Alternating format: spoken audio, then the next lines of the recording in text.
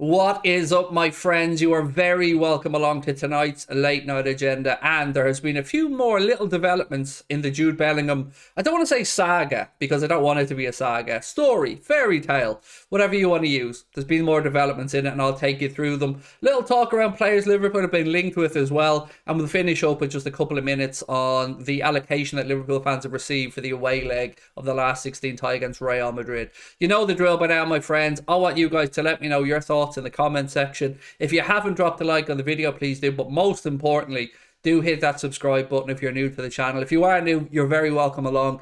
And yeah, I'm going to go through this now and tell you what the latest stories are. So we'll start off with Jude Bellingham, and we'll start off with a bit of news from Sport Bill that claimed Jude Bellingham, after the World Cup, will inform Borussia Dortmund that he wishes to leave the club next summer. Again, I know there are people who are saying, will there be a deal struck in January? Is there any possibility of it? He won't be moving in January. I'm 99.9% certain that we can put that one out there.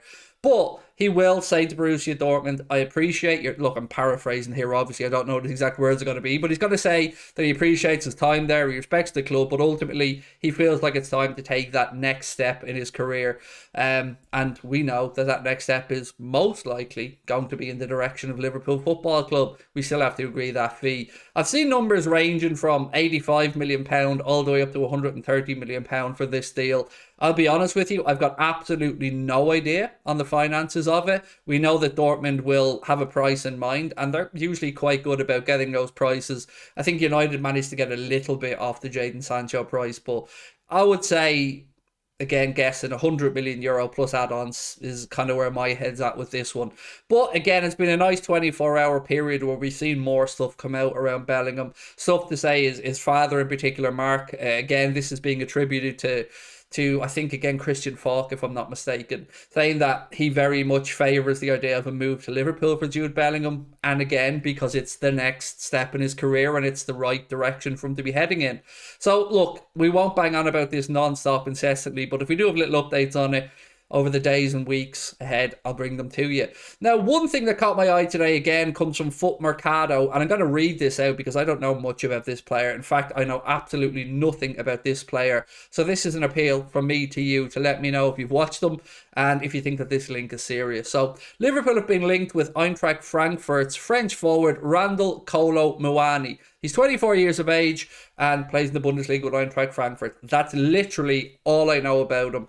But the article goes on to say that he's been looked at as a potential Bobby Firmino replacement. Now, for me, and look, I'm very stuck in my ways on some things, I think that there is already a ready-made Bobby Firmino replacement out there in the world of football at a club that is in some turmoil at the minute. You probably guessed where I'm going with this one. Federico Chiesa, for me, is the ideal person if we were looking to replace Bobby. Which this story, though, kind of conflicts what we were told in the media in recent weeks as well, that the club are going to sit down with Bobby Firmino and speak about the possibility of extending his time at Liverpool. I'm very much on the fence on that one, because I'm not sure if it's my absolute love of Bobby Firmino that wants him to stay, or if I feel like that he's, you know what, he still has some stuff to offer. I guess we'll find out again, but that's, I guess, I'm saying I guess a lot in this video. I'd like you guys to let me know what your thoughts are on Bobby Firmino. Do you think he still has a lot to give to the team, or would you like to see somebody else brought in? Let me know your thoughts. Next story I want to move on to is another player that Liverpool linked with. This time it's a centre-back. Now, centre-back is a position where I'm right on the edge of thinking we need one. I'm not 100% comfortable with Joe Gomez. I can't lie. Joe Gomez, on his day, is top-notch. Joe Gomez has the potential to be absolutely mustard. But there's too many times for me that I worry about Joe ball watching or maybe switching off and not concentrating.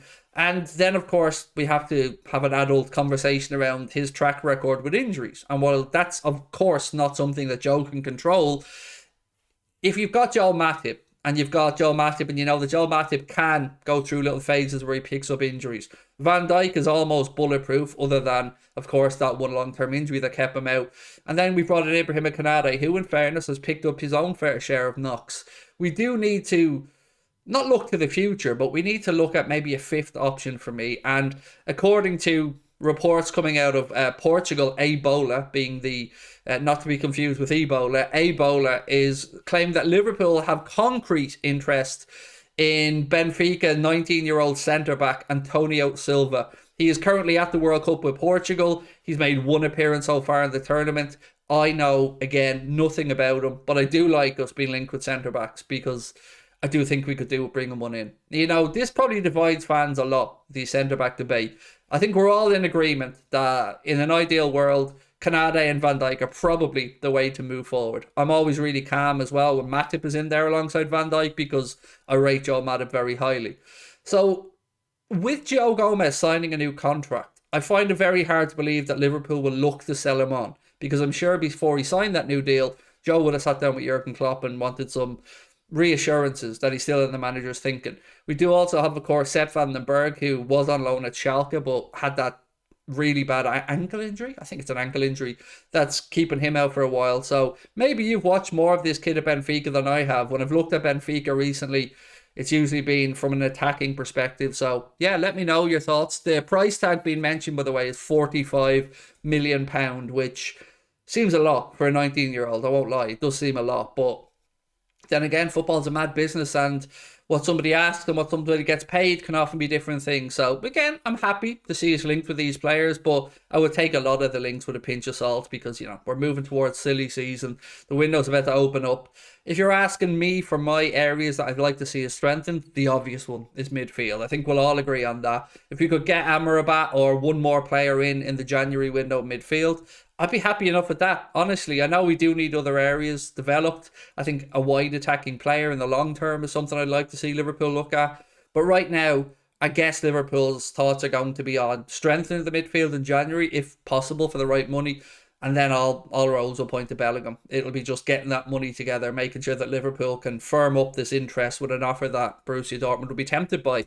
Now, to finish up tonight, just a little update on what we spoke about yesterday, which was that Liverpool have just been awarded 1,800 tickets for the away leg at the Bernabeu. Now, just as a rough guide, it's usually 5% of the capacity of a stadium that is offered up to away fans. That's the rule from UEFA pretty much.